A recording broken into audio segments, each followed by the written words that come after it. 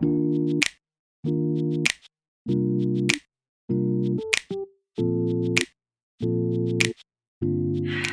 guys, it's Jenna. I hope you're all doing well.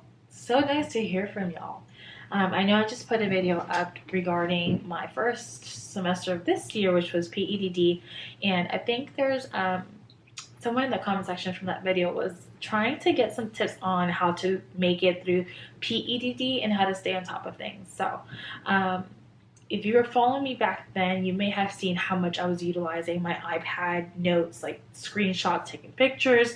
To me, I'm a visual learner, so the more I could incorporate the images from the textbook or the lectures, the better. Even sometimes, like if it did not include a good picture, I would Google just so I can actually see what that looks like, and that's how I was able to kind of get in my head. So I guess a couple of things. So obviously take the notes as you learn best. So for me, like this is kind of one of the pages from my PEDD outlines. So if you can see, and like I have horrible penmanship, but I mean, this is how I take my notes, and I'm able to see the stuff, highlight around it. So find the best way that your notes could come alive. So you know, the whole point of this class is obviously making sure that your assessment skills are up to par, are exceptional, so you are able to identify what's normal and an abnormality. And then I'll walk you through as to like trying to figure out what the diagnosis is, etc. So the big thing is you have to know you're normal. And so in this course, making sure that you are doing the actual physical exam correctly, and then thinking about, okay, what could be wrong? Like if I find an abnormal finding here, what are the differentials that are associated with that, right? With that finding.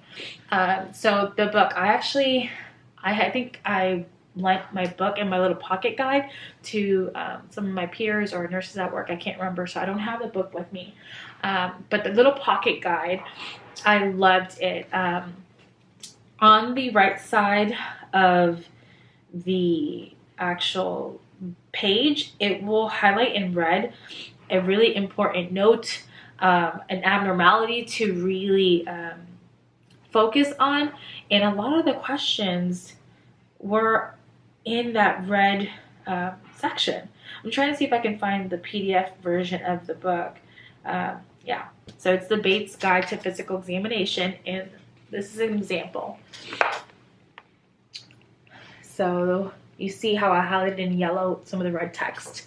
So this is regarding hair loss or nail changes. So in the red text, it reads, the most common cause of diffuse hair thinning are male and female pattern baldness. And then below, when I highlighted in blue, so it goes into hair shedding at the roots is common in telogen effluvium and alopecia areata. And the hair breaks along the shaft suggests damage from hair care or tinea capitis. Like, that's a question. So I found that really using the book, whether it's the text version or the pocket guide, a lot of the questions, I mean, I want to say like 90% of the questions are coming from the abnormality. So like if you read the questions, okay, you're seeing, the hair is breaking out the shaft. So then I'm thinking, what is it? And then you have damage from hair care or tinea capitis, and most likely, like that's the one that would be up there. So I am one of those people that maybe I like to read a lot. I like to see the bigger picture, and then obviously try to focus in as we approach the exam. So I probably did read the chapters. To be honest, I know it is a lot. So it's up to you and how you learn. If you can understand the concept well and just reading the red text, like the summaries, then that's great. I'm not one of those people. I'm like, okay, well, what else and what's more? I don't want to miss anything else. And that's how and why, I probably read the rest of the textbook. So obviously follow the outlines, make your notes come alive in whatever way or form. And then this was my little, I wish I could like download and print and sell or something. So I did a GroupMe, and this is probably a good suggestion for your cohort that's taking this class with you. I did like online study quizzing. And so we set up a GroupMe PEDD quizzing group, and depending on, other people can participate, but because I learned by questions and keep asking me a different way, just so I really know the content. So I literally like bridge exam over like 600 questions. As I'm studying, I'll say, okay, if hair is breaking along the shafts, what are 2 causes for this? And then I could say hair care damage or tinea capitis. And then, so I may ask it in a question format and put ... and then provide the answer. So if you are somewhere and you're just logged into the group chat, you're seeing these questions, or you can scroll back and you see those questions, or you can heart the ones that you need to go back on. And you would just see like, as I study, because that's how I would retain the information. So for instance, I'll read this whole like page on this hair loss and the causes, and then I'll read the red text and just highlight, okay, so I know the most common cause is this is diffuse hair thinning for both male and female, pattern baldness. Okay, that's one thing that I have in my head. Then it starts talking about how the actual hair looks like. So if it's like actually slitting within the shaft, then I know, okay, hair damage, hair care damage, or tinea capitis could be the cause of that. So then when I'm like literally studying with my laptop, I'm like, I'll log into the GroupMe, which is what I love about GroupMe. You can log in with any of your devices, and I can literally type it up. Okay, what are 2 causes for hair breaking at the shaft? Question mark, ... and then I'll give the 2 answers. So not only am I reading it, I'm reading and highlighting, I'm forming a question, I'm quizzing others. And then let's say, for instance, if someone else says, hey, I thought it was, I don't know, X, Y, and Z. And then whoever's on there can correct them. Or if that happens to be me and I'm seeing it, or I'm logged in, like, hey, I think you're getting confused with this. Or I can point them to the reference on, to help them understand, so we're not mixed. So then that's even reinforcing the content in my head, as well as helping someone else. And there are moments when I'm some areas it's just not for me, and I'll need some help understanding. And that's where like the GroupMe chat and just working with others, because some people can pick up certain topics and be able to explain that much easier than I can. So you just have to know your strengths and your weaknesses and do whatever you can to really be successful. And we ended up doing like study guides. This is kind of an example of a study guide. And we would literally, the outline, study guide, and then I would host a webinar, like we use a WebEx service online, and I'm able to share my screen with using a PDF and highlight and annotate on it, and then we'll talk, okay guys, let's talk about hair loss. So these are the topics, and then we'll talk about the signs and symptoms for it and things like that. So we would do these online webinar study groups about 2 to 3 hours, especially closer to the exam dates. So probably if the exam is, let's say, Tuesday, then we probably have 2 sessions anywhere between Saturday and Monday. And then Monday we'll probably just hit key points like, hey guys, don't forget this, don't forget that. So I think it's just keeping a proactive approach, staying on top of it, really focusing on the highlights. And after the first exam, like I think I always say that, after the first exam, you are able to kind of just, get a better understanding of how the instructor is going to quiz you. What are they focusing on? But that was the best tips so far. In terms of your like head to toe assessment, I ended up reorganizing the points that I have to do for the physical examination, like at the end of the semester, in the order that I would naturally do it. So it's really hard to just follow someone else's guide if, you've been doing assessments for years now, and if it just if it's not in a way that you will normally remember it, then it can be really tricky because you'll end up getting on there during the actual grading assessment and you're forgetting, or if you learned it how they wanted you just on the paper, I just find it you're more likely to forget things. So I reorganized it, I printed it out, and that's how I practiced. I practiced on Sarai's dolls.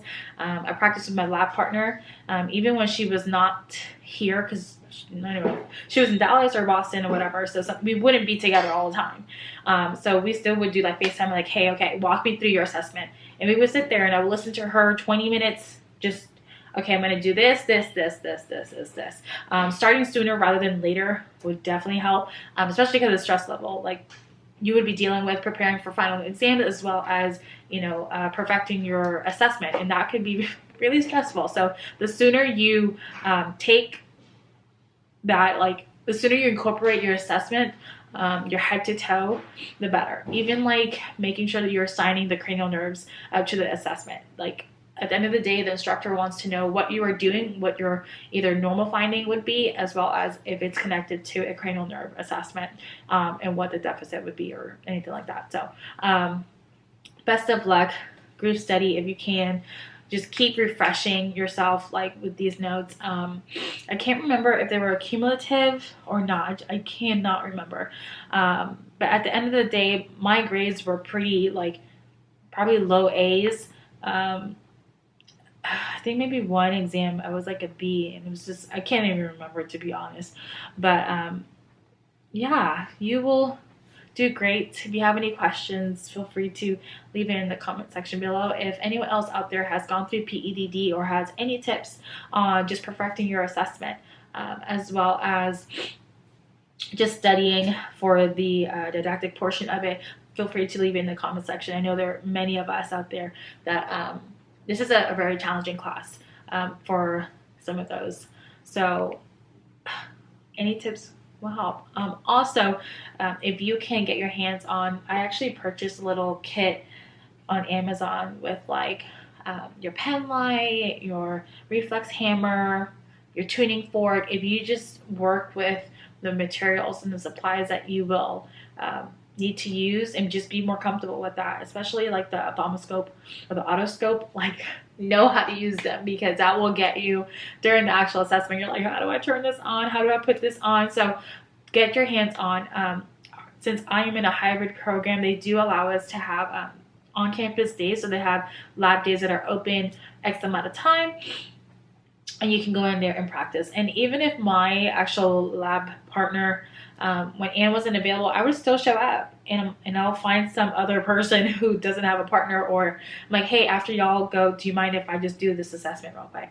My instructors actually, for that portion, they're very hands-on, so they'll look, hey, no, like, I want you to like put your arm on their shoulder and like put this here so you can actually see the reflex. And so they were very hands-on. So definitely take advantage of being in the lab, in the classroom, as much as you can. I'm not gonna lie, towards the end of the semester, I'm like, I can't. And you have to know how you perform in stress. Like, is that a conducive environment for you to learn and perfect this physical assessment? Or is it causing you more stress just seeing how other people are doing it, or overhearing things, or just having the teacher there? And so me and Anne kind of felt like there were some good days if we had to go and just clarify some things, we may just go clarify, perform it in front of a teacher, get some feedback, and then leave. It's very easy to, start chatting, or start, your confidence starts to get hit if you see other people just bang that assessment out like no one's business. You're like, oh, I'm not there yet. So do what works for you in your own time, and focus on the quality of the assessment, and then speed it up. That will really help. What you don't want to do is just focus on the quality and then just stay there, because you don't have 60 minutes to do a head-to-toe assessment. So yeah, I hope you enjoyed this video. I'm sorry, I'm dealing with allergies, so I'm not my usual self, and I don't have any makeup or anything like that. Anyways, I hope you guys enjoyed this video, and I look forward to hearing from y'all. And like I mentioned, feel free to leave me more topic ideas. I'm still right now taking the nursing research and the diagnostic tests and procedures. So I don't really know what to share regarding these classes. It's just a lot of reading. So I'm not sure what you want to know, but I'm here to help y'all. Yeah, so if you have any ideas, feel free to leave in the comment section or Instagram, like DM me, and we'll just kind of go from there. All right, guys, thank you guys so much for all of your support. It's crazy. Still, people to this day ask me, or they find out that I blog or I vlogged, and I have to go back and talk to them all about my HESI days before I got into nursing school. And it's just I'm so glad I was able to document as much as I did, just going through this nursing journey. And I hope it really is encouraging for y'all, because I know when you need somebody just to encourage you, to push you, to just really encourage you to move forward. And I've been hearing and reading messages from y'all that even with my disappearance and my MIA-ness, that y'all are happy to see and hear from me. So that's kind of cool, and I really do appreciate that. But I'm gonna go get ready, get Soraya down to her swimming lesson. Yeah, so I'll talk to you guys soon. Don't forget to comment, like, and subscribe, and share the videos. Bye!